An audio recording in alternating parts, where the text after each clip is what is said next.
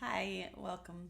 Sorry, I'm back. I'm not sure what happened, but the recording stopped right after I mentioned the Emperor. So I was just about done with the reading, but I figured I would create a part two video just to um, finish it up. I had a few more cards come out before I realized that it wasn't recording.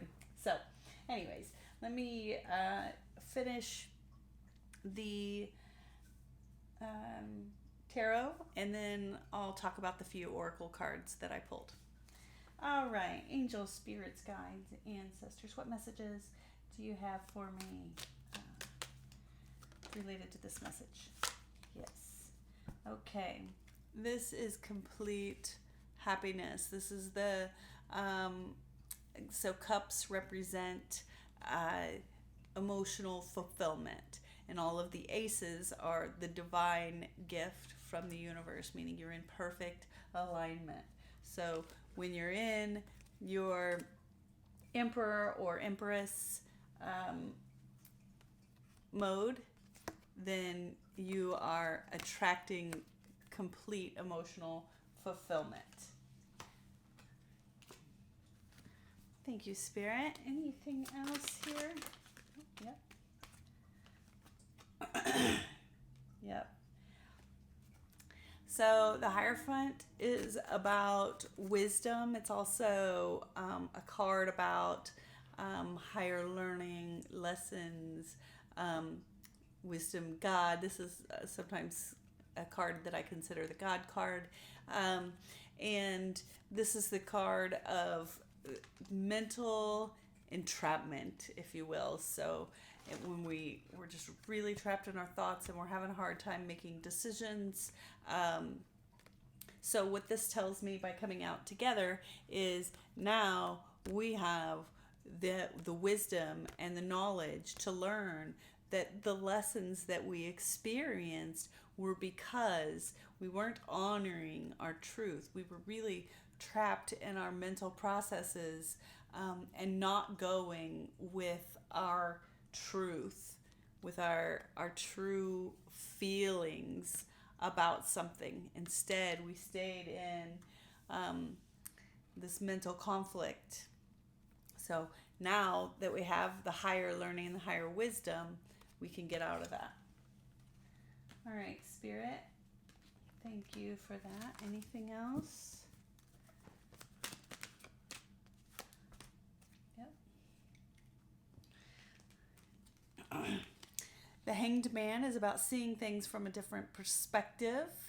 And then I got the Nine of Swords in reverse. So Nine of Swords is very much like this Eight of Swords. It's the swords are thoughts. So mental entrapment. This is a lot of times like nightmares and just keeping you up at night, not being able to sleep, trying to figure out a decision.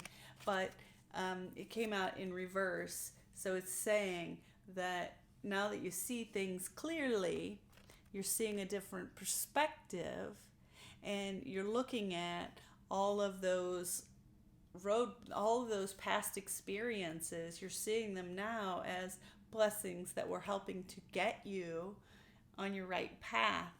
Then you can come out of this mental conflict. Thank you, Spirit. Yep.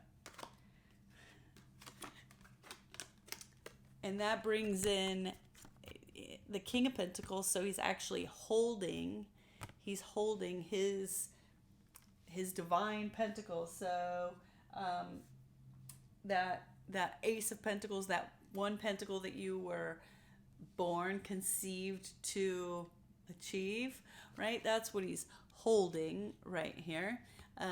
So he's holding onto that, which brings in happy home. Okay? So by making that different choice. And when I say he, again, remember he, she, flip it as necessary. Anything else, Spirit, before I move to the oracle cards? Yep. It landed right on top of the Seven of Wands. This is the Magician card. So what I want to say here, what intuitively I heard was, you are magic. Stand your ground. You know how you operate now. Use your magic. Use your magic to bring in everything that you've ever wanted. This is the Knight of Cups. So all of these emotional fulfillment things will start coming to you if you know how to use your magic. Tap into that magic net, your auric field, your vibrational frequency that magnetizes or repels things to you. Once you own that and you really understand how to start working with it, yes, yes, yes, these things will start coming in. And all these partnerships that you're meant to have in your life. Lovers doesn't mean just lovers. This actually means a choice between people. But you will attract. This is actually the first time I've ever noticed this, so it's meaning something in this particular message. You will attract your partners that are light and positive matches to your vibrational frequency, as opposed to shadow matches, which connected on your negative shadow behavior frequency. All right, so it will start bringing in your light connections, your light, whether it be lover connections or business partner connections or family members. And yes, sometimes we have karmic family members and karmic friends that bring out the shadow behaviors in us, and that gets left behind once you or you create your healthy boundaries surrounding those people. Okay. I think this is a good card to end it on. On the bottom of the deck is the Four of Pentacles. The Four of Pentacles, to me, this card, I always read it as your authentic self. Your 100%, when you have nothing else in the world, who are you? What makes you stable? So, you have to get clear on that. That's first. Once you're clear on that, who are you? What makes you happy? And you're unapologetically you. You own your, pardon my French, you own your shit. So whatever mistakes you've made, you own it. And you see it as a stepping stone to what you were meant to do. You were meant to make a difference in that regard. You now have that difficult wisdom, that lesson, to be able to help you move forward and help others through that. Or, whatever it is that your dharma is, the way that you will be giving back to the world, your lessons will be part of that. They'll help you with your future expression of your authentic self. Okay, you just have to have the strength, because it's a difficult journey. It's a very difficult journey. Owning up to your shadow side is tough. Shadow work is really tough. I've spent about the last year and a half on shadow work. Really, really learning to love myself for all of the really stupid things I did. And I, saying stupid things is really a bad way to look at it, because, again, like I said, every experience that we go through is intended to help us get to where we need to go. So you don't know until you don't know, right? Or until you know, right? So yeah, I guess in a way that would be considered stupid. You didn't know. And so through going through that experience, now you know. the 4 cards that came out on the Oracle, and I'll shuffle a few more since this happened when the camera paused for some weird reason, but the cards that came out were storyteller. So I take that in this particular reading being me explaining how this process works, is a call of the muse for you. So it's calling you to let the things go that don't serve you so that you can have a powerful move. Your chess piece, your way you're supposed to give back to the world. All right? And I'm being called to say this, letting it go. Notice that it's a heart and it's let it go. So sometimes it's really difficult to let things go that we know aren't right for us anymore. You know, they were part of our journey. But so I'll use this as an example. My marriage, my ex-husband, he and I were together 20 years. So clearly that was very difficult for me to make that decision. It was hard because I felt like I had worked so long. So you may remember from the other video me mentioning I'd worked so hard to build all this up, and by crumbling it down, suddenly I felt like I was out in the cold, starting over. I'm getting emotional just even thinking about it. So sometimes those things are not easy to do. It is not an easy journey. It is definitely not an easy journey, but it's one that is worthwhile. I'm sure that you have had things happen in your life, big or small, that you can look back and you can realize, yeah, that sucked. It was not fun. However, had that not happened, I wouldn't be in this place with this new job or found this new city, or whatever it was in your particular life. So even though sometimes things that we know aren't working anymore, maybe they served a time in our life, but they're not working anymore, those things are hard to let go of. They really are. You just have to have the strength to do it and make that powerful move. Okay? And, I never encourage anyone to, I'm feeling called to be clear about what I'm saying. I'm not saying to just jump ship in any relationship when you're not happy. You have to be honest about the things that you're not happy about. And if you're expressing them and you're trying to work on them in your relationship, maybe you can make it work, right? Maybe you can both come together. But if you've gotten down the path for so long and now you're sharing these truths and your truths don't align anymore, well, you can't force an alignment. Some people are meant to be in our life for a time, for a season, and some for a lifetime. All right, so it could be that person was meant to be a season, and you tried to make them a lifetime. Okay. Well, Tux has got his head on this deck, so I'm gonna let him stay sleeping, and I'll grab this deck.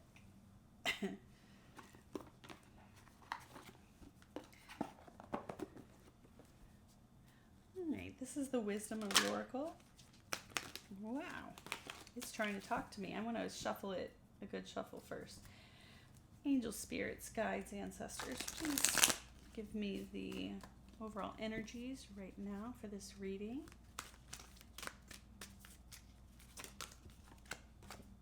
Oh, I love it.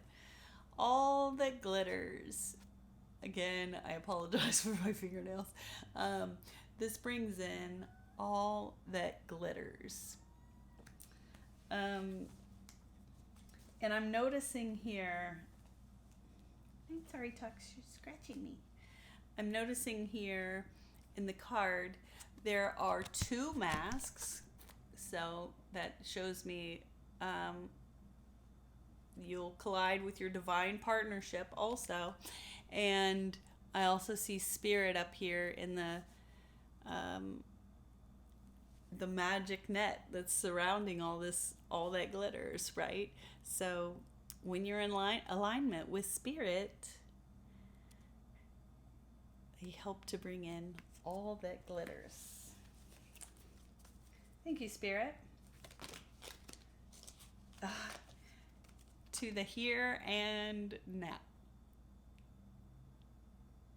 And 32 breaks down to 5, and 5s are all about change. Transition.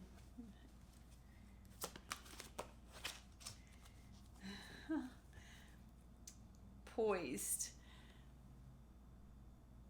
So, and this card she just looks very joyful, and the stars are really standing out to me in the picture. So I'm just seeing, she just feels like she got everything under the stars that she could possibly want. All right, Spirit, one more card, please. Well, that's more than one. Okay. I'm going to take them because they came out, but and they're beautiful, so it's perfect. So breathe. Breathe in order to really hone in to your intuition and understanding your truth. You have to get really quiet. You have to eliminate all the noise. Let's, like I mentioned in that other video, taking a break from getting advice from other people, for example, taking a break from social media or TV, any of those things that might be clouding your judgment, and really center and ground yourself. Do some meditation, do some breath work. Get clear about what it is that you want. You see how she's got that magnetic halo around her head, like I talked about on the other card. She is getting very clear about her inner knowing and what she's magnetizing, her magic net, as I like to call it, how she's magnetizing her magic net. She's cleaning up all of the clutter and the chaos in it from making decisions that weren't true to her needs, because now she has a deep knowing of what she wants that will bring in complete serendipity. So beautiful, beautiful reading. I'll go ahead and I love this Sacred Rebel deck, and so I'll go ahead and take one of these cards as well.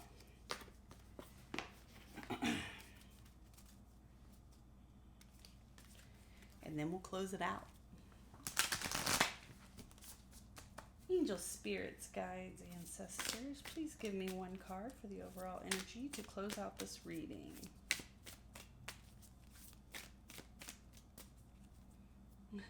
We've got one of my hairs or the cat's hairs. Here we go.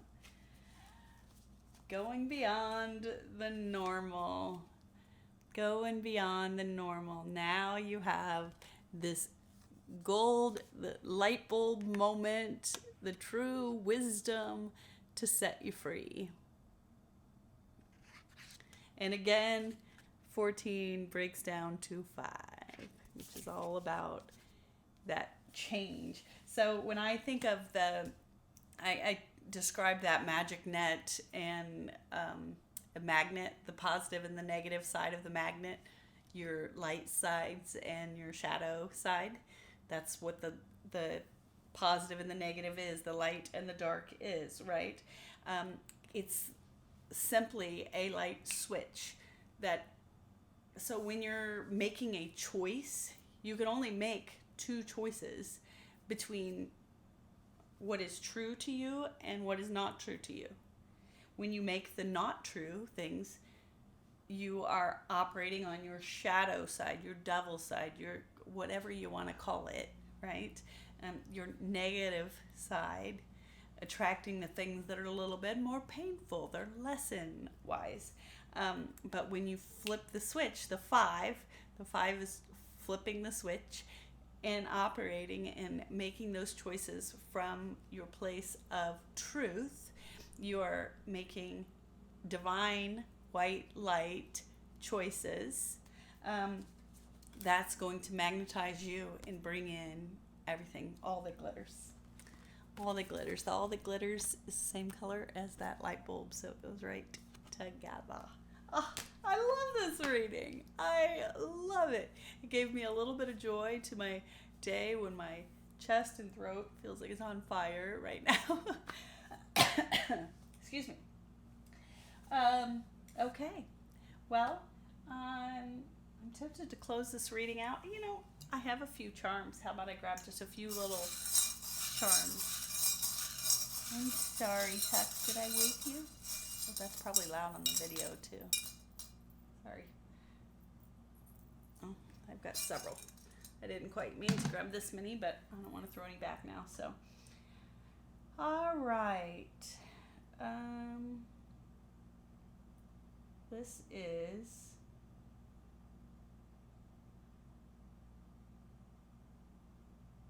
made with, I don't know what it says on the back, made with, cosmic.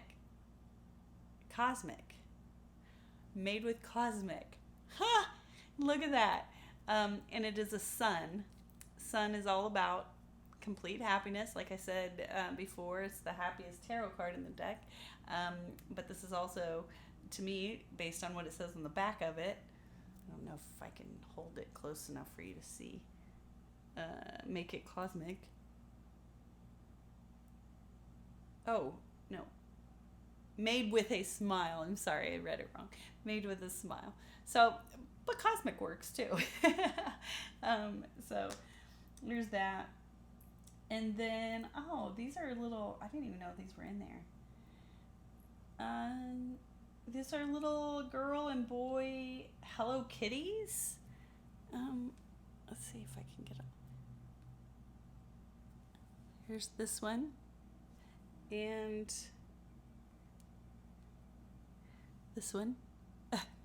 It's like a little girl and a boy Hello Kitty. So this to me kind of represents being able to operate from a childlike joy place when you find your divine partner, because you'll have matching dharma. So you'll have matching dharma to enjoy building a life together with like interests. And then I got a butterfly, which is all about transformation, and a fairy. I don't remember what the the symbolism is for the fairy, so you'll just have to look that up. Just Google spiritual symbolism for fairies, and I'm sure it's something lovely and magical. But those are the charms that came out. So thank you so much for joining me. Sorry the video got broke into two, but I think it'll work out just fine. All right. Peace, love, happiness. Until next time, take care.